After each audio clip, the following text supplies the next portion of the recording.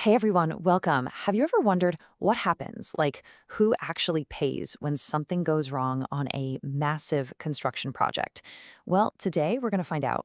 We are diving deep into Clause 17 of the FIDIC Red Book 2017, and we're using the best guide out there, Michael D. Robinson's Guide to the FIDIC Conditions of Contract for Construction. Now, I know what you're thinking. Contracts, dry, boring.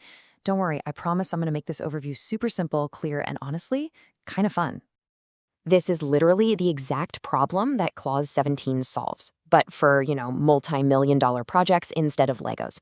You can think of it as the official rulebook for who takes care of what, when, and this is the big one, who pays when things don't go according to plan. Okay, let's dive right in. The very first rule we're going to talk about is what I like to call the babysitting rule, and it's pretty much exactly what it sounds like. From the moment the project starts, the contractor has to look after everything. The whole site, the materials, the works, all of it. Like it's their very, very expensive baby. So when does this babysitting duty actually start and end? Well, the contractor's watch begins right on day one, the commencement date. And it doesn't stop.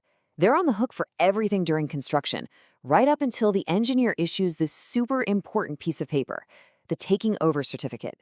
That certificate is basically the official handover. It's the employer saying, all right, job's done, you can hand over the keys now. But, and this is a big but, their responsibility doesn't just poof into thin air. Let's say the handover is done, but the contractor comes back to fix some tiny outstanding issue and, oops, they accidentally damaged something. Guess who has to pay for that? Yep, it's still them. The job isn't truly done until it's all done. So you might be thinking, is the contractor responsible for literally everything? A meteor strike? An alien invasion? Well, no, not quite. The contract is actually pretty fair. It has this very specific not my fault list, which outlines the exact situations where the contractor can raise their hand and say, hey, that one wasn't on me. And this list is kind of like their get out of jail free card.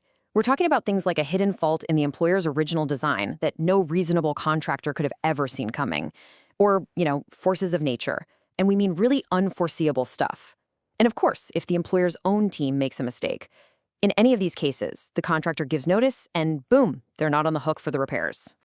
All right, moving on to rule number 3. Now, this involves a word that sounds a little complicated, indemnities. But don't let it scare you. All it really is a formal contractual way of saying, hey, I've got your back if something goes wrong because of me. Yeah, think of it just like a financial shield. It's a promise from one person to the other saying, if we get sued or face losses because of something I did, I'll cover it. I'll protect you. It's a super important way to manage risk. And what's cool is that this I've got your back promise goes both ways. The contractor protects the employer from things like third-party claims. Say, someone gets injured on site because of the contractor's work. But on the flip side, the employer protects the contractor from claims that come from things like the employer's faulty designs. It creates this really nice, fair balance of responsibility. Now for something that's a real game changer in the 2017 Red Book. This is a big one, guys. What happens when it's not just one person's fault? When a problem happens and both the employer and the contractor are kind of to blame? Well, that's where this new sharing is caring rule comes in. It's officially called shared indemnity, and it's all about fairness. It recognizes that in the real world, blame isn't always 100-0. Sometimes both sides mess up a little. So, with this rule, the liability is split proportionally. If a court decides you were 40% responsible for the problem, you pay 40% of the damages. Simple as that. It's about splitting the blame fairly, which is a huge step forward. All right, we've covered a ton of ground. You're all doing great. So, how about a quick pop quiz to lock in all this new knowledge? You ready? Let's do it. Okay, question 1. When does the contractor's main babysitting responsibility for the project officially end? Think back to that timeline we looked at. What was that key document? And the answer is when the taking over certificate is issued by the engineer. Yes, that's the official handover. If you got that right, awesome job. You're definitely paying attention. All right, next question. Imagine a massive storm hits the site, a storm worse than anything seen in the last 100 years, and it causes a lot of damage. Who is probably responsible for that? Was something like that on the not my fault list? The answer is the employer. Exactly.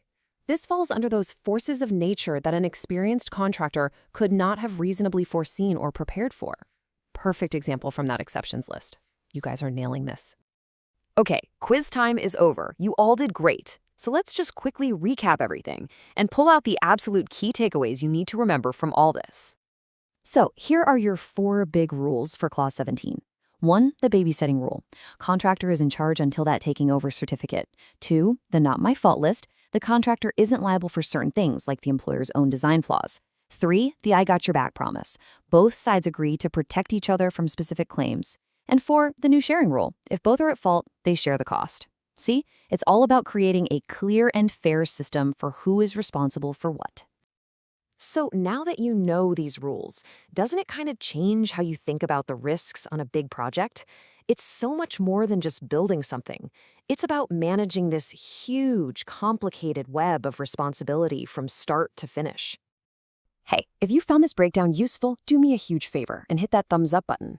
And you know what? If you didn't, hit the thumbs down. All feedback helps us make these explainers better for you.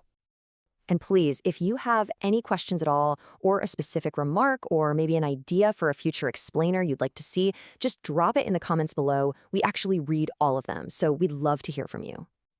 So what's next? Well, we're going to be talking about what happens when the truly unexpected strikes. I'm talking about exceptional events in Clause 18. This is the really wild stuff. You are not going to want to miss that one, so make sure you follow and subscribe so you get the notification. Thanks so much for watching, and I'll catch you on the next one.